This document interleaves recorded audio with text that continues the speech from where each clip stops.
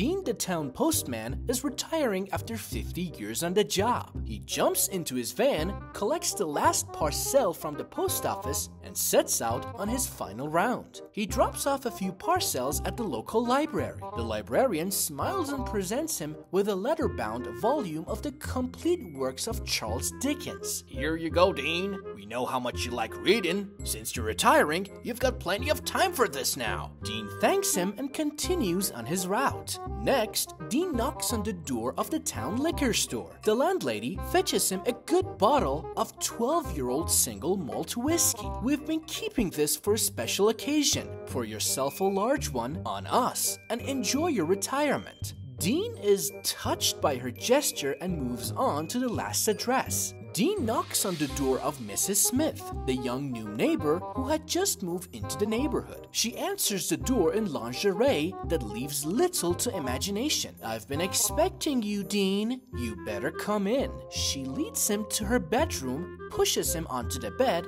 and jumps on top. Dean's head is still spinning as he gets dressed. Then Mrs. Smith slips a $1 bill into his shirt pocket before he has a chance to say anything. Mrs. Smith says, "We are not done yet," and leads him down to the kitchen. Mrs. Smith then cooks a fantastic lunch of steak, eggs, and toast. As he finishes eating and takes a sip of his coffee, Dean finally has a chance to ask, I must say, Mrs. Smith, everyone in town has been very kind today, but you've been the kindest of all, in fact. What on earth could have moved you to such a gesture?" Mrs. Smith admits, "Well, I was really racking my brains to think of something nice for you. So I asked my husband, and he said, when he gets here, screw him, give him $1. The lunch was my idea."